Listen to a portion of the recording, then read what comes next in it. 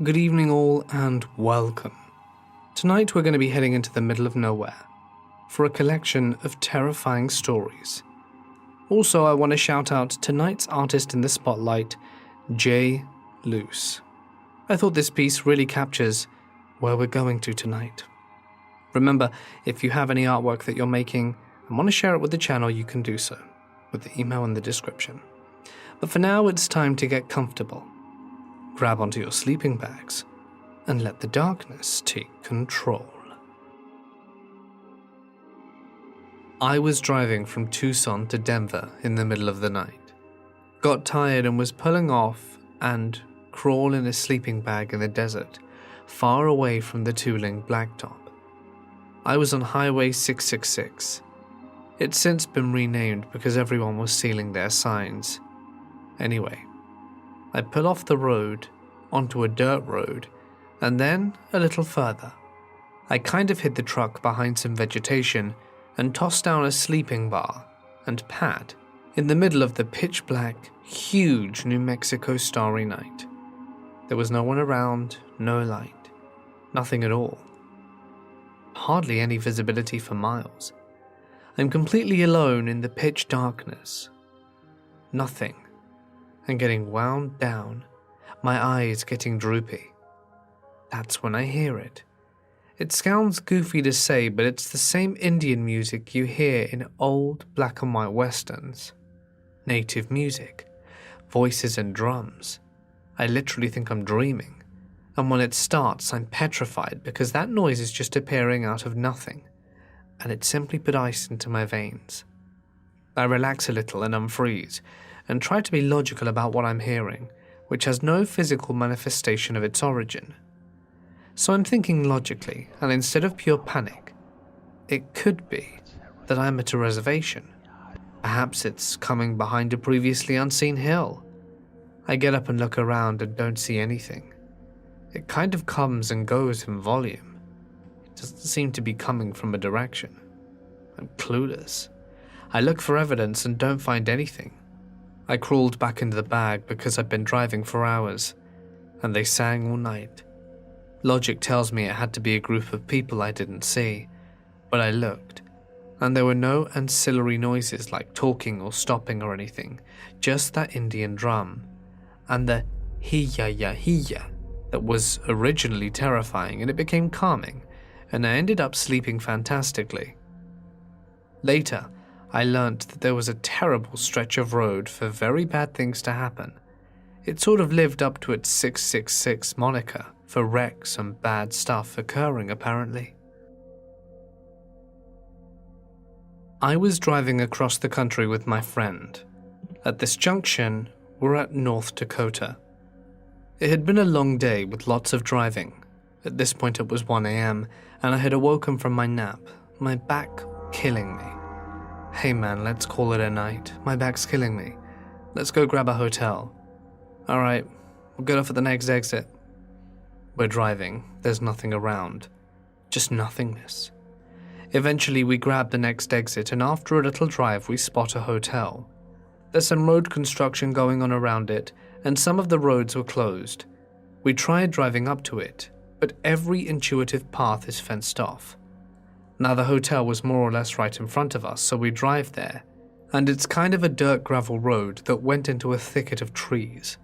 About 500 yards down this road, there is a bright light. This road is the complete opposite direction of the hotel and the main road. Remembering there's nothing around but this one hotel and infinite fields and trees, it's also like 1:30 a.m. and completely dark. We keep driving around, unable to get the hotel, when my friend just drives towards the light on the dirt road, which is barely wider than the car. I instantly get a bad feeling. This makes no sense. Why is there a light at the end of this dark, dirt road? Dude, what are you doing? This is like bugs flying to a light. Turn around. I will once I find a spot. I don't exactly have the space. Okay, that makes sense. The road was narrow and kind of dropped off on each side. Anyway, he kept driving closer to the light, which I thought may have been a generator light for construction. As we get closer, it's a huge flatbed truck with its high beams on. As we realize this, we are also blinded by the brightness. I thought these people have us exactly where they want us. I'm shielding my eyes and my body is slowly driving to pass the behemoth of a truck when the blinding light of the high beams is interrupted by someone walking in front of them and then our car. My friend hits the brake. The figure walks up, and my friend rolls down the window a little. It's a well-dressed guy. My friend goes, "Oh hey, we're just trying to get to the hotel over there, but there's all that construction." "Oh yeah, the hotel's the greatest, just follow us and we'll get you there." "Great, thanks." The interaction was pleasant enough. My friend rolls up the window and drives past the truck. As he's driving past with the window not all the way up, the guy outside calls another guy. "Get in the truck." I see some guy from the shadows toss a cig and walk up to the passenger side. We have to get out of here now. I know, man, I'm working on it.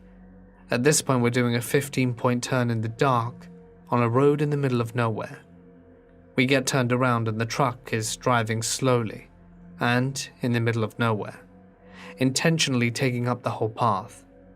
I'm bumbling on about how this makes no sense and we need to escape, when all of a sudden the truck slams on its brakes and both guys simultaneously jump out and start running towards us.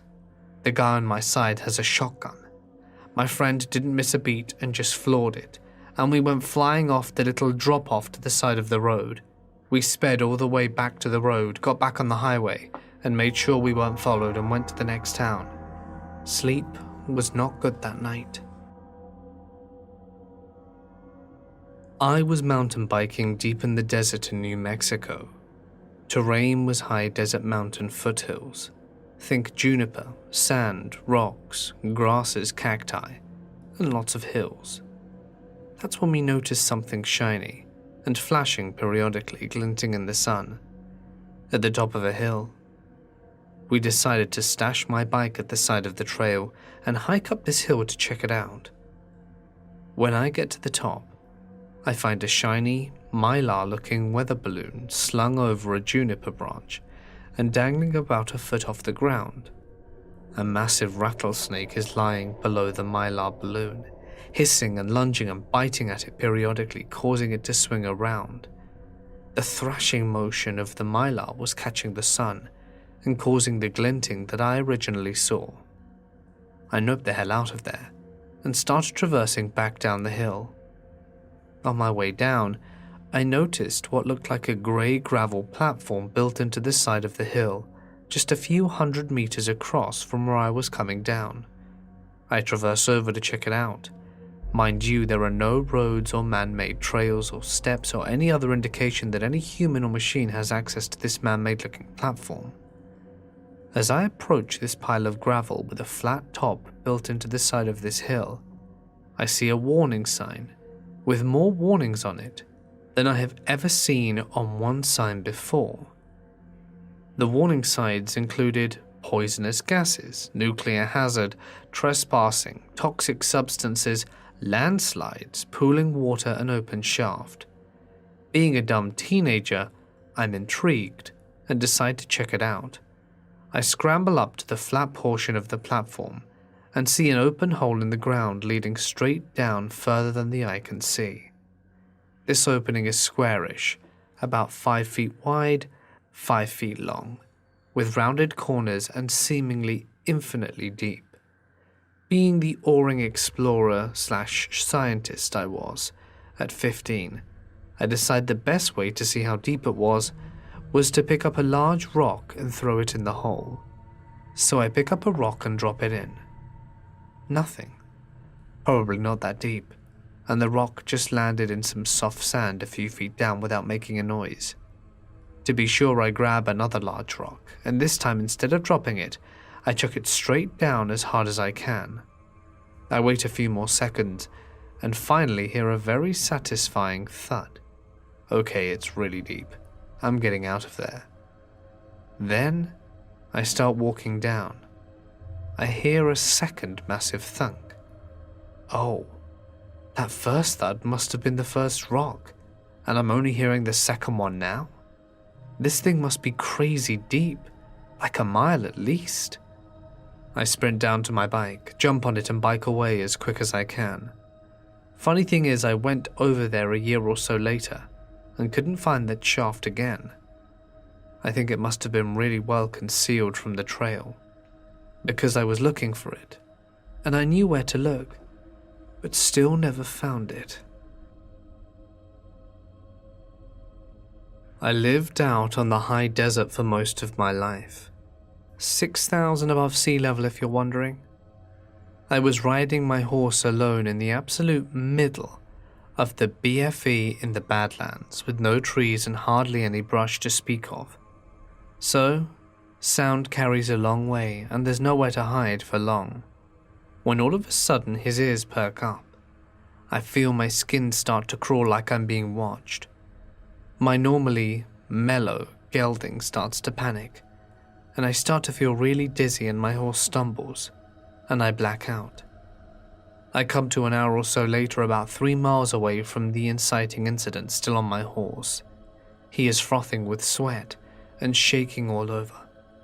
I'm still unsure what happened. I had plenty of water and snacks. It was 65 degrees and breezy. I don't believe weather or dehydration/hunger were a factor. I have never before or after had a fainting spell, and that was the most reliable, quiet horse I ever owned. I now have a serious case of heebie-jeebies, just thinking about it.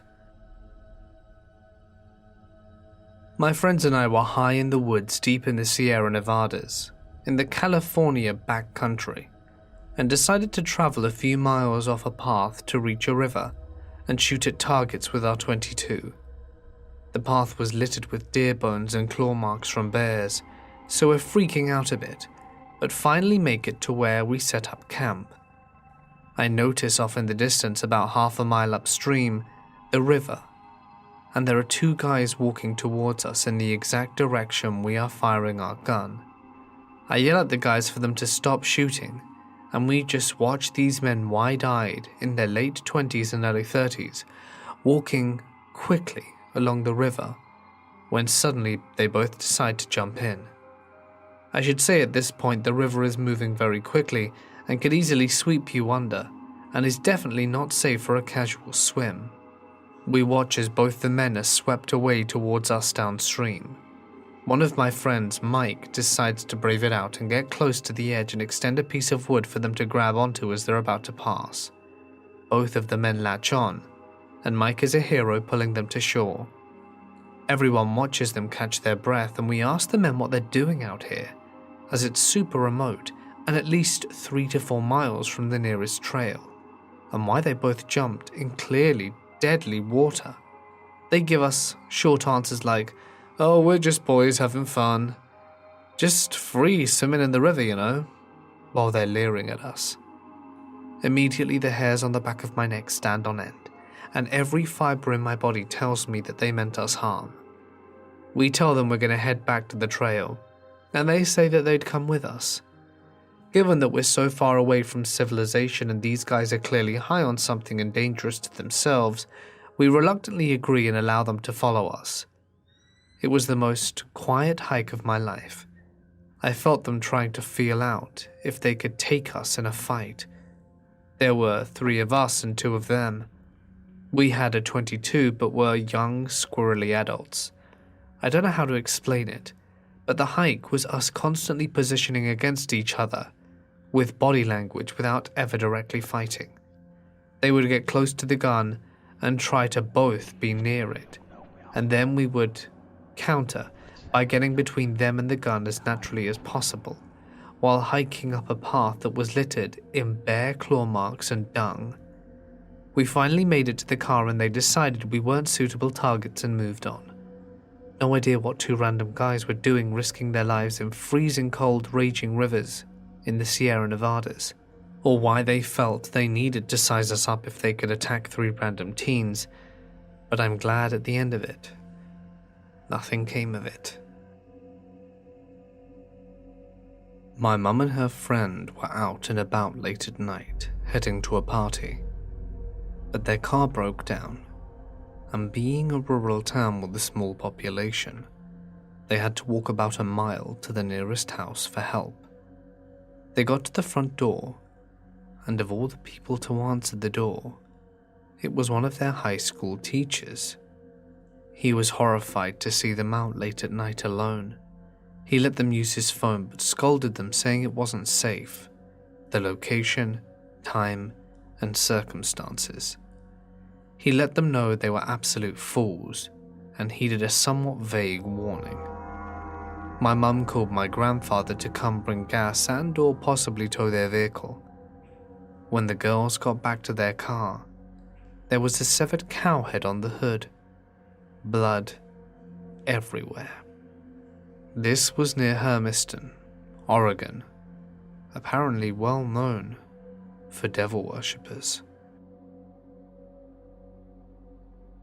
When I was 20, I used to work as a pizza delivery guy in a small city in northern Germany.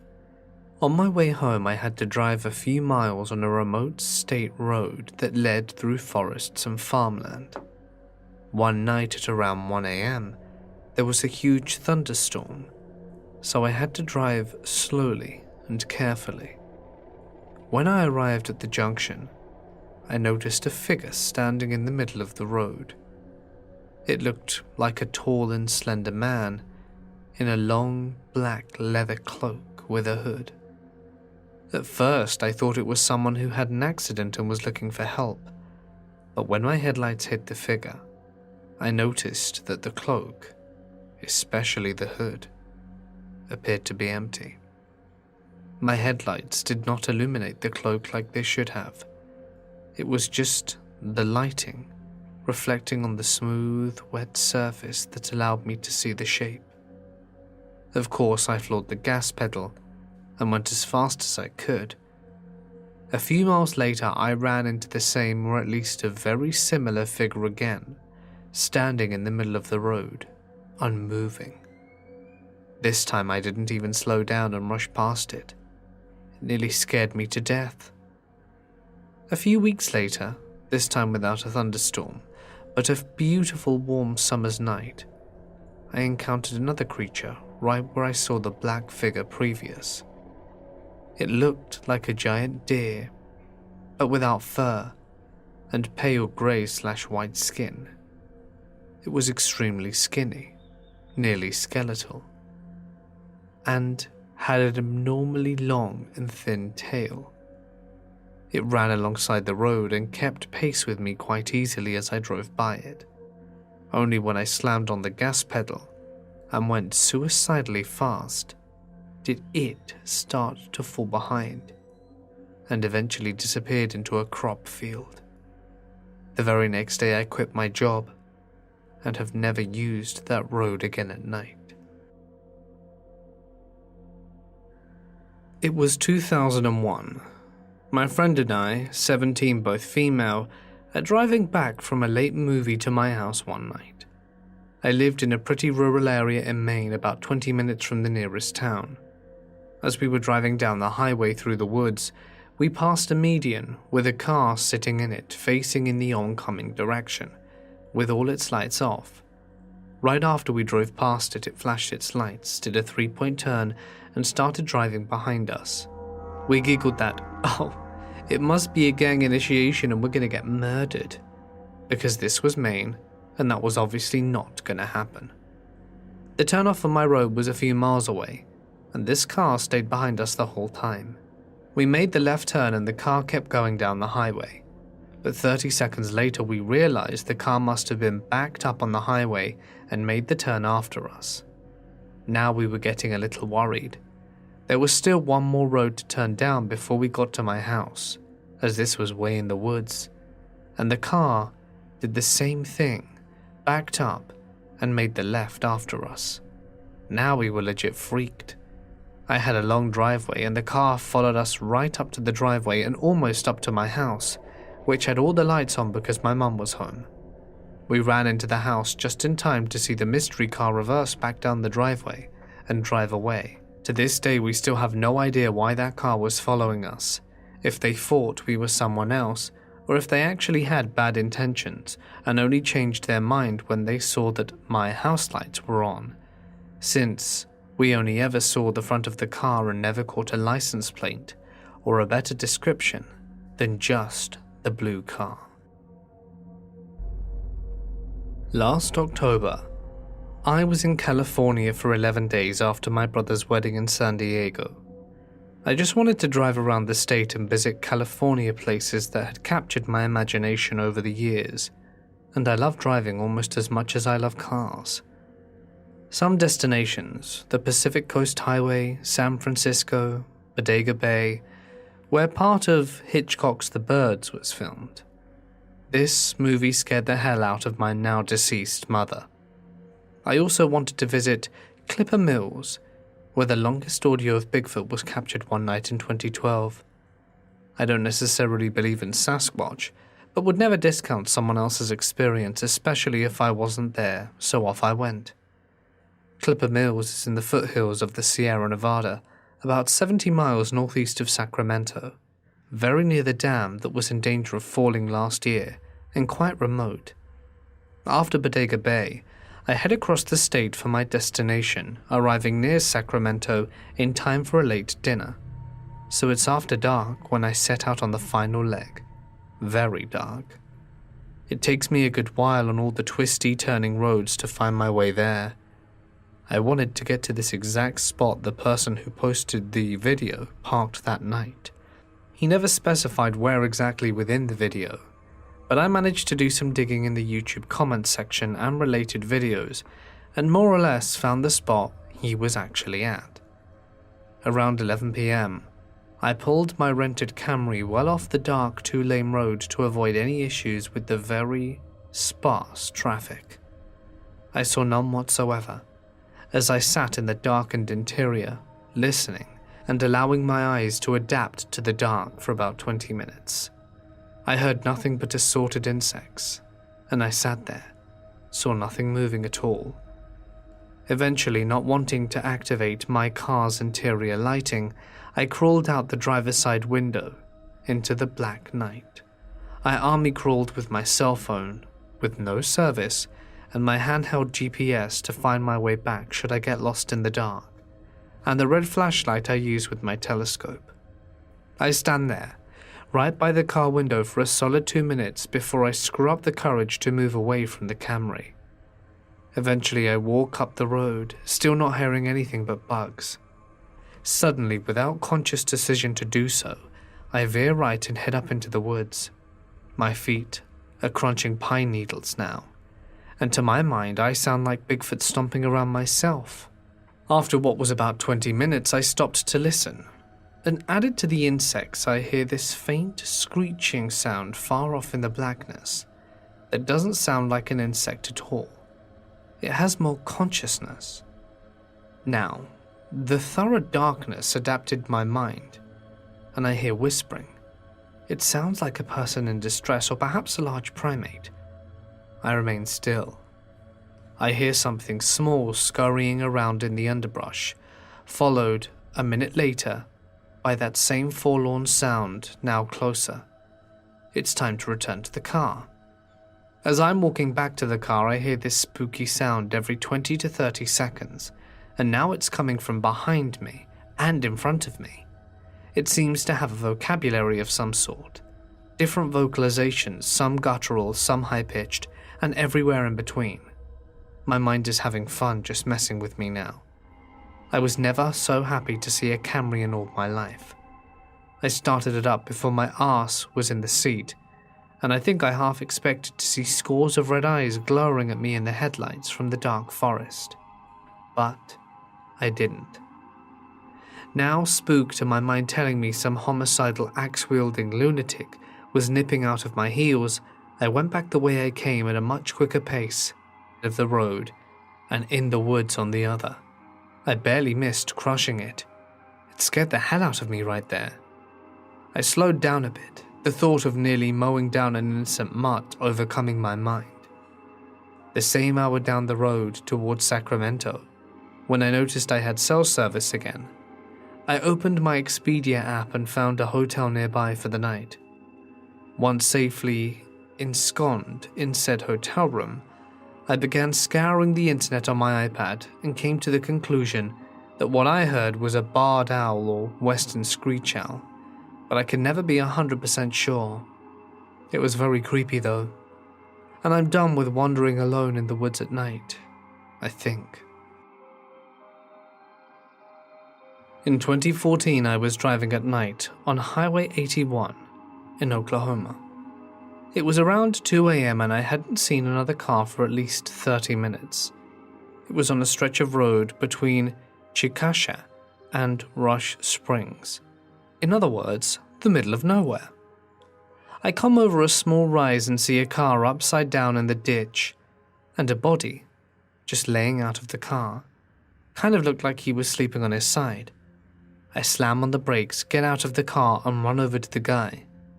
I touch his shoulder, and he kind of slumped over on his back.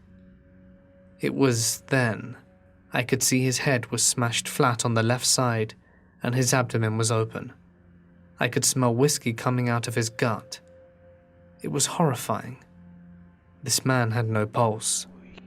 So I get my phone out and call 911. I give them an estimate of where I am, and they tell me the nearest help is 25 minutes away, and that I needed to wait with the wreck until they arrive. Hell no. I hang up the phone and look around. I am alone, in Oklahoma, in the middle of nowhere. My only companion a dead man. Not knowing what to really do, I took his hand and said the Lord's Prayer, then covered his face with a shirt just hanging out of the car. I was seriously shaking a bit. It was then I heard coyotes turning up. If you haven't heard this sound, it's akin to small children being badly hurt. They wail and screech in what I think is a big circle around me, and this man. It's been 15 minutes and no cars have shown up. I hear them on the highway. They are crossing out, just out of the headlights of my car. Now I have a decision. Do I get in my car and let them come up and tear this guy to pieces, or do I find something to swing and protect his body? I chose the latter. I got the tire iron out of my trunk and got out over to where he's laying. I guess I'm making a stand. I wait another 5 or so minutes and hear them running around in the dark. I realize I'm not truly in control of the situation, and something very primal comes over my brain. It's akin to rage along with a heavy dose of fear. Whatever was going to happen, I was going to fight like a crazed ape in the savannah. At that moment, I see car lights. Finally, a car shows up, and wouldn't you know it, it's a Pontiac Grand AM, full of methed up country boys. They pull over and look at me, and see the dead man, then the car. I say, "Guys, that guy is dead, and there are coyotes circling me." They go into their car, pull out several handguns and a few flashlights. They are wired as hell and excited to kill these coyotes, although they are almost as unnerved as the wild animals out in the dark. A few minutes pass and we hear a siren off in the distance. The guys say, "It's the cops!" They jump in their car and haul ass. I'm alone again. Me and this poor man. 60 seconds later, a state trooper shows up, and then 2 deputy sheriffs and finally 3 city cops from some small town called Ninica, and finally an ambulance. They look at the guy and pronounce him dead, and ask me at least 100 questions, finally asking if they could search my car for drugs. I'm sober for the last 7 years. They search, find nothing, and say thank you for staying with the wreck and that I can leave. I left and start driving down this pitch-dark road yet again. I feel like I've been in a battle for my life, and thinking our civilized behavior is little more than a thin veneer over a wild animal that wants to survive. Last year I went deer hunting. I usually jump hunt, walk through the bush by myself with a 30-30 lever action. Gone out this late and I had managed to get out into the back fields. The sun was just cresting the horizons, and at this time I usually head in because you're not supposed to shoot an hour until dark. Well, this night I figured I'd go through the cedar groves at the back of the property just to see if there were tracks. The property had been in my family for my whole life, and I know it like the back of my hand. Well, right as the dark crests The coy wolves, which are about 60 to 80 ballsy guys, show up. Now I always enjoy their howling till tonight. That night, they came up behind me and I could hear 4 howl less than 50 yards away. All I had was 4 rounds in my gun and a cell phone flashlight. I start walking as quickly as I could to get through the cedars, a 45-minute ordeal, where another 4 wolves had cut me off. I never fired my gun, but they blind charged me a few times and would start going in a circle pattern, running circles around me. I'd hear them start to do the same noise as a dog on a deer hunt. Twice they brushed me and got so close. By the time I got out of the cedars, I was happy to have at least a shot, but I had an open field to cross and could hear them out on the outskirts the whole time. Also, just thinking about that with only 5 yards of sight of the cell phone light, it took me an hour to stop shaking when I got in. Driving out later that night, I could see they were following me up the driveway, and there was 21 or so tracks. On another occasion, I was staying in an old cabin and had an interaction with Nana Bush. I was just finishing up for the night and this bird starts slamming into my window for a solid 5 minutes. It's 11 p.m. in the middle of February, and it's odd to see a bird, let alone one doing this. I don't think anything of it, and carry on till I'm ready to go to bed. Going for my bedtime smoke, I see the bird clinging to the screen door. Pushing on out, it flies at me twice and hits all the windows on that side of the house, and vanishes. And I hear something scuttle towards me, and I see a figure 3 feet tall running on 2 legs in the dark between the vehicles. I just booed out of the situation and locked the doors, and went to bed. When I was younger, my family was extremely poor and lived in a very old mobile home on some land my grandpa owned. This piece of land was in a very small town out in the middle of nowhere in Texas, covered in wood. The town itself was your typical small country town where football was king and there was nothing to do but get drunk or high on the weekend. It was also the typical type of town, along with it being the early 90s, where one didn't typically have to worry much about locking their doors or setting an alarm. Now our trailer was a 2-bedroom, and my parents, always putting us kids ahead of themselves, slept in the living room on a fold-out couch. My room was directly connected to it, and my sister's room was down a hallway past the kitchen and bathroom at the other end of the trailer. One night after everyone had gone to bed, my dad is woken up by a feeling that there is someone in the room. He looks around a bit and sees a large male figure sitting in the easy chair just feet from the bed. My dad quickly flipped on the light next to his bed and saw it was a neighbor from down the road named Carter. Carter was known for being a frequent drug user and was often in trouble with the law because of this. My dad asked him why the hell he was there and what he was doing, and asked him to get out. "I can't," Carter replied. "The demons are chasing me. Your house is the only safe one." My dad, who I should say is fairly large and a terrifying person, responded that if he didn't get out now, the house would be a lot less safe for him. "If they leave, they'll get me. They've been chasing me all night, and if they catch me, I'm dead." My dad's response was that there was no demons, but that if he didn't get out of his house now, he would be dead. From what I've since been told, I was asleep for this part. My mum also hurled a few threats. While she may not be big, she was equally as terrifying. I believe it was her anger that finally scared him off. My dad got up and locked the doors and watched through the blinds as Carter decided, since he couldn't outrun the demons, he'd steal our old, beater Suburban that my dad always left the keys in. He drove around for an hour, and we called the police, and it took us about that long to get us out since the closest police station was about 20 or so minutes away. He finally brought it back and was arrested and taken to jail. He was deemed crazy and ended up being locked in a mental institution.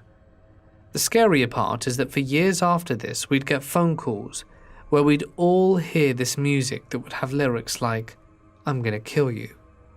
These calls lasted for years and followed us from house to house, even though we always had different numbers and would even be in different states. We always thought it was him sending us a message. The call stopped when I was 12. I later found out that it was around the time that Carter thought the best thing to do for himself would to be soak himself in gasoline and set himself on fire. When I was a teenager, my friends and I liked to go exploring uninhabited islands. They're called the Thousand Islands in the Indian River Lagoon. We camped, played paintball, all pretty innocent stuff. One day we decided to explore a new island for a fresh spot. We found a big one, so to save time, I was inserted on the southern end to explore while the others canoed around the island to see what was there. The plan was for me to meet them on the north side. That did not happen. The island was hell. Brambles. Bush so thick I had to crawl through the muck. The perimeter was a swamp with dead trees and God knows what lurking under the film of green algae. And then there were the skeletons. As I crawled my way up the island, I came upon skeleton after skeleton. Turtles, raccoons, deer. That's when it hit me. This is an alligator heaven. I freaked out and made a break for the open water, not wanting to die. I yelled out as loud as I could, and fortunately my friends heard me and paddled ferociously out to me. I had made it only 1/3 of the way up the island, and was thankfully extracted. We named that one Hell Island, and never returned. Looking back on it, I think we got very lucky. We camped/canoed in places alligators bred, and got bitten to hell during the West Nile outbreak. It was fun though.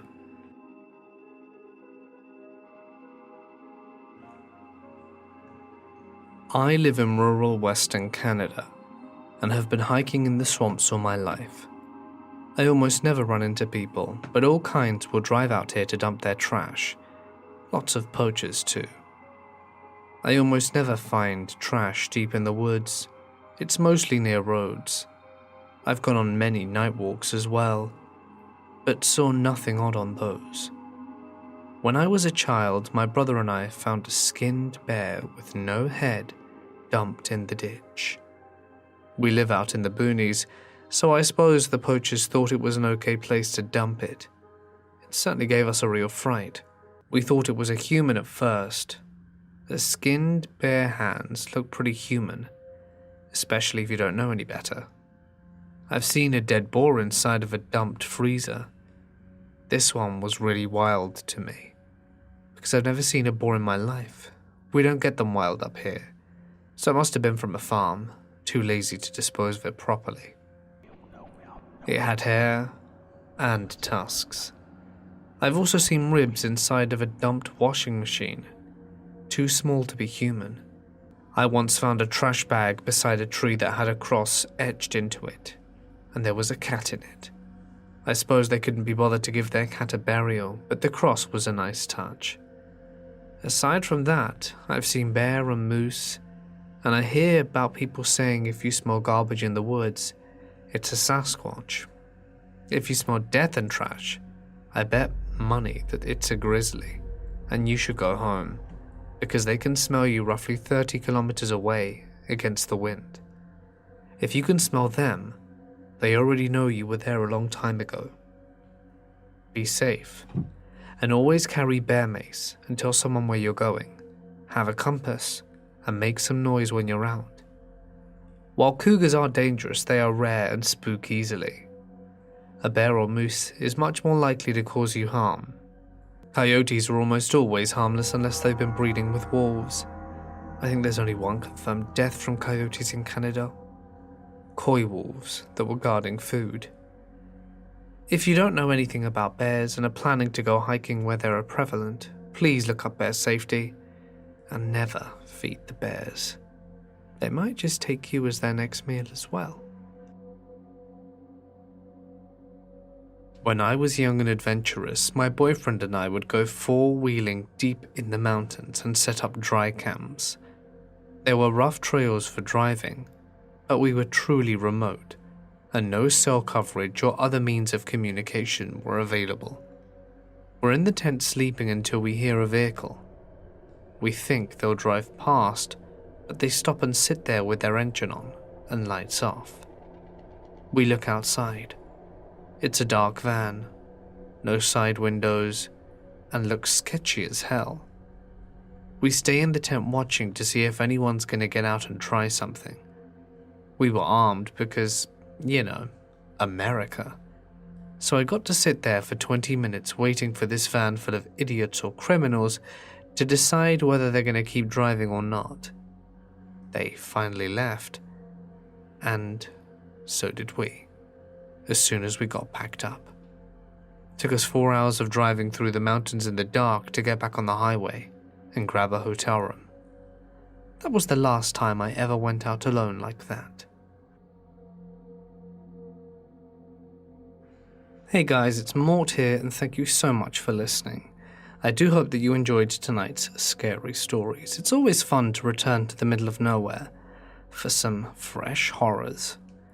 If you did enjoy tonight's episode, feel free to let me know down below. And as always, a huge thank you to my members and patrons whose names can be seen on screen. You guys are amazing. Thank you. It really is invaluable support. Well, I hope everyone's doing good. Nothing that interesting to report. Thank you everyone for the lovely well wishes about, my daughter being born. We're quite excited. She's going to be born around mid-August. So I'm going to, I think, starting not next week, the week after, I'm probably going to try and do my uploads in advance, just so that when she's born, I don't have the stress and pressure of having to pump out content, especially because I don't want to miss an upload. So just have everything ready for her birth and have a bit of, daddy-daughter time. So yes, going to be the father of 2, but I'm going to stop there. I think 2 is plenty. And we're very excited, of course, to meet the baby.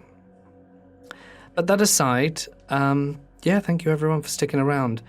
Tomorrow we've got a lovely big mega compilation in the rain. That's going to be fun. So be sure to stick around for that. Don't forget, we've got content on the podcast. There's the shorts here on YouTube as well that you can check out for mini horror. And I'll be back on Monday with a fresh topic for your listening pleasure. But for now, stay awesome, and I'll see you in the next one.